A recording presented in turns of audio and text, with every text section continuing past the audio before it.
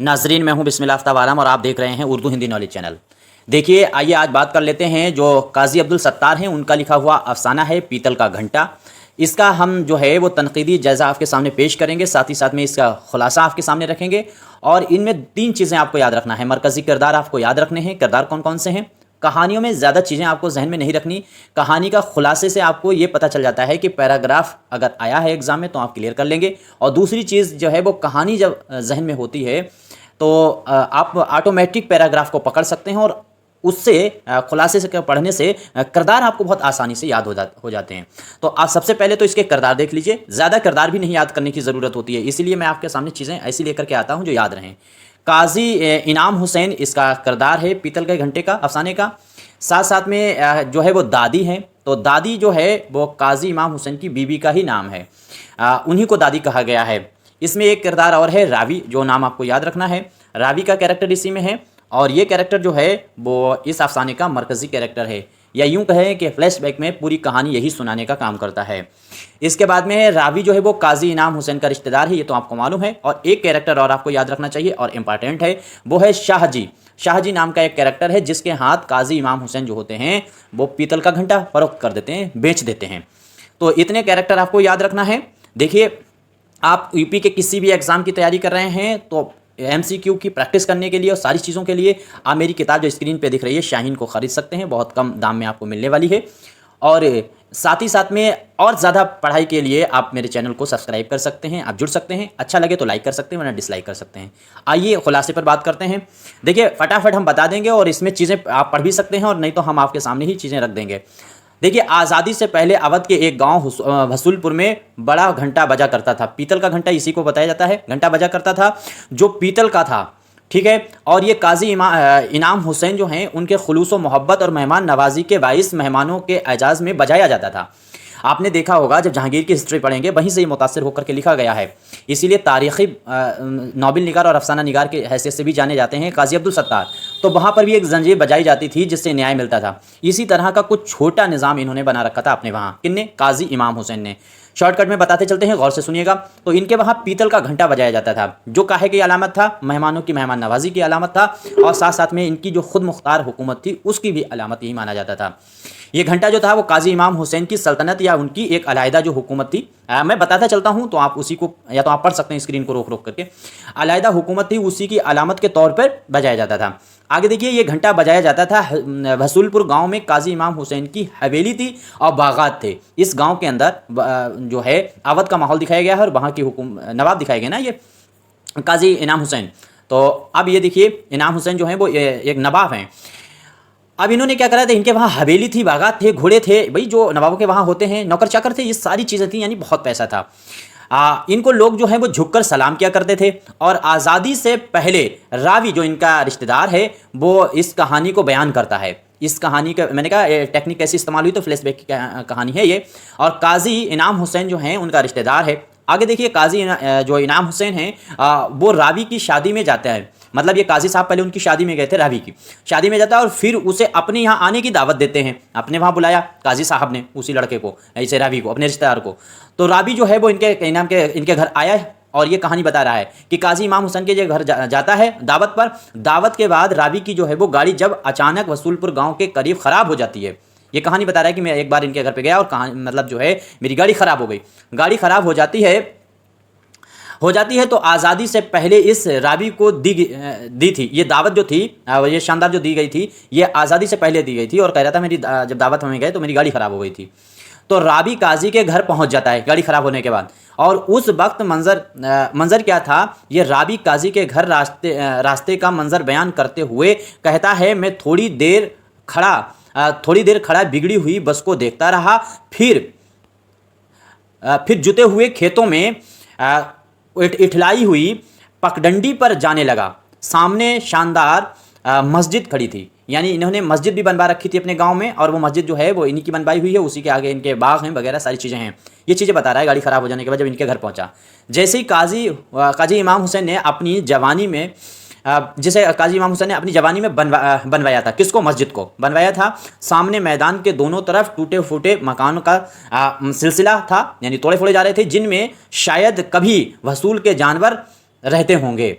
यानी इन्होंने ये एक तरह से आप कह सकते हैं कि इन्होंने आधा अपना जो हवेली वगैरह है वो बेच डाली है गरीबी और मुफलिसी की वजह से। डेवढ़ी के बिल्कुल सामने दो ऊंचे आम के दरख्त ट्रैफिक सिपाही की तरफ छतरी लगाए हुए खड़े थे।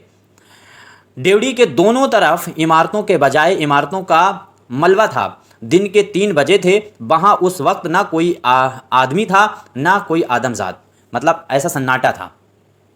डेवढ़ी से काजी साहब निकले। मैंने सलाम किया। जवाब देने के बजाय मेरे करीब आए और जैसे एकदम खिल गए। मतलब क्या हुआ कि इन्होंने देख करके आदमी जब पहली बार देखता है या मतलब अचानक देखता है तो खुश हो जाता है, तो ये खुश हो गए। मेरे हाथ से मेरा बैग छीन लिया और हाथ पकड़े हुए डेवढ़ी में घुस गए, यानी घर के अंदर ये लेकर के चले गए। मैंने जब काजी इनाम हुसैन के घर पहुंचा तो उन्होंने मेरी बड़ी मेहमान नवाजी की, मेरी बड़ी इज्जत अफजाई की। मुझे वही मेहमान नवाजी आज याद आ गई।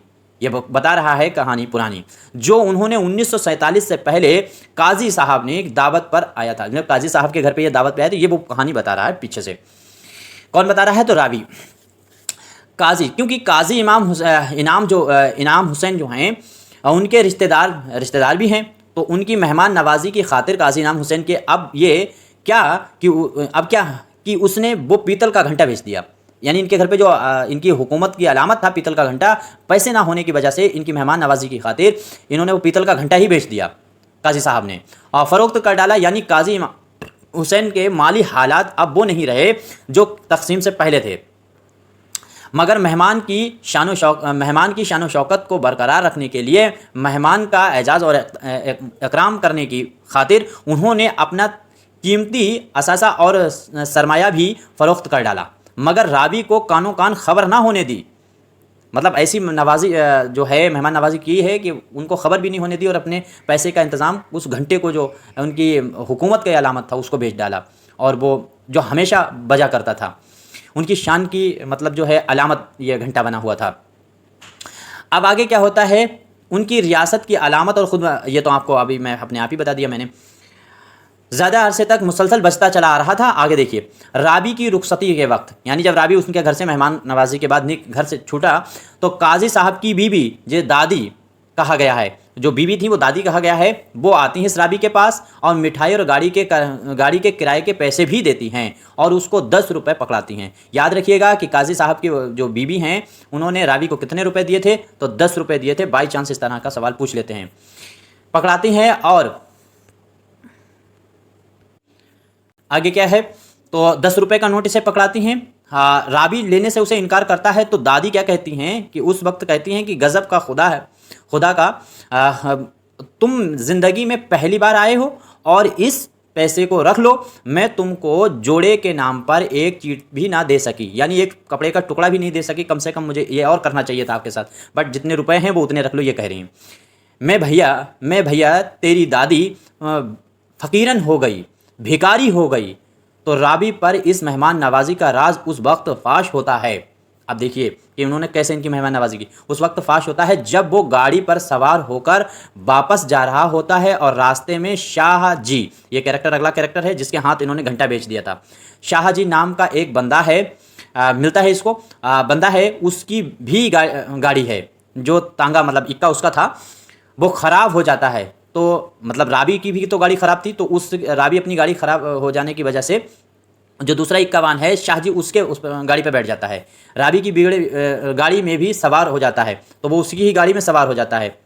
ठीक, शाहजी के हाथों में वही घंटा था जो काजी इनाम हुसैन ने वो घंटा रावी की अच्छी मेहमान नवाजी की खातिर चंद पैसों के बदले शाह के हाथों बेच डाला था।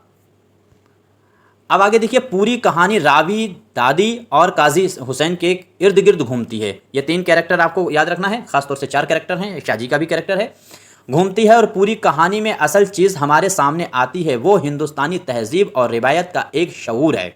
आप यहाँ से इसका तनकीदी जायज़ा भी देख लीजिए कि इसका क्या है, रिवायती शऊर है, हिंदुस्तानी तहजीब है जो मोहब्बत की जाती है। अल्लाह मेरे रिज़्क़ की बरकत न चली जाए, 2 रोज़ से मेरे घर मेहमान नहीं है, माजिद देवबंदी का ये शेर है। तो मेहमानों की मेहमान नवाजी के लिए लोग अपनी जान कुर्बान कर देते थे। इस तरह की तहजीब का इसमें अक्स नज़र आता है। वो उभर कर इस कहानी में सामने आता है और शुरफा की बदली हालत और तज़किरा भी हमारे सामने आता है कि तक़सीम हिंद हिंद यानी हिंदुस्तान जो तकसीम हुआ था, तकसीम हिंद जो भारत को किया गया हिंदुस्तान पाकिस्तान में, बर्रे सगीर की वजह से बड़े बड़े शुरफा और बड़े बड़े मालदार लोग जो हैं वो इस कस्मा परसी में का शिकार हुए, यानी इस बर्बादी और बदहाली का शिकार हो गए। बदहाली का शिकार होने के बाद में मेहमान नवाजी की जो एक बड़ी मजबूत और बड़ी कदीम रिवायत है वो पाई जाती है इसी अफसाने में, पीतल के घंटा में। मेहमान की इज़्ज़त और उसके इकराम की खातिर जो है वो अपनी कीमती सामान को फ़रोख्त करने से भी गुरेज नहीं किया जाता, और इसके अलावा जागीरदाराना निज़ाम के ख़ात्मे की जो गूंज हमें इस कहानी में सुनाई देती है वो भी बड़ी अफसोसनाक है। तक़सीम बर सगीर के बाइस बड़े बड़े जागीरदार और ज़िम्मेदार जो हैं वो अपने माहौल से, जायदादों से महरूम हो गए। तो ये तमाम हालात और वाक़यात हमें इस अफसाने में नज़र आते हैं पीतल के घंटा में। और इसके अलावा ये बताया गया है कि इस तरह के बड़े बड़े लोग जब हालात का शिकार होते हैं, ये भी एक इसमें सीख दी गई, जब बड़े बड़े लोग हालात का शिकार होते हैं तो मेहमान नवाजी की खातिर कीमती शरह को भी फ़रोख्त कर डालते हैं। ये कहानी आपको याद रखनी चाहिए। आगे देखिए, अफसाने की कहानी बड़ी सीधी सादी है, प्लाट भी इसका सीधा है, जानदार है, सादा अल्फाजों में लिखी गई कहानी है, ज़बान बड़ी सलीस सादा है, और अफसाने की जो है अख्ताम पर कारी को नतीजा अख्ज़ करने तक, यानी नतीजे तक पहुँचने के लिए सोचना समझना नहीं पड़ता। उसको अपने आप मुसन्निफ़ ने खुद ही तमाम नताइज बड़े वाज़ा अंदाज में कारी के सामने रखे हैं, और ये एक अच्छे अफसाना नवीस की खूबी है।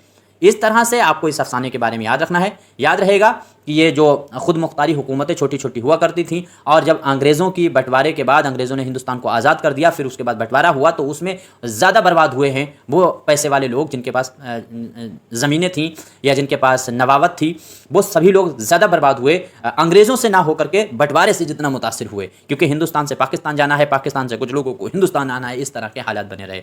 बाकी आपका कोई मशवरा है तो कमेंट कर सकते हैं, और ज़्यादा चीज़ें नहीं, बस इसके कैरेक्टर आपको याद रखने की ज़रूरत है, बाकी और कोई चीज़ें इसमें ख़ास नहीं हैं। अब बाकी आपको स्क्रीन पे मेरी जो बुक दिख रही है, अच्छी अगर तैयारी यूपी के किसी भी एग्ज़ाम LT ग्रेड या UP TGT या फिर GIC का एग्ज़ाम की तैयारी कर रहे हैं तो आप उसको पे कर सकते हैं, घर पे आपके पहुंच जाएगी, स्क्रीन पे नंबर दिख रहा है। शुक्रिया।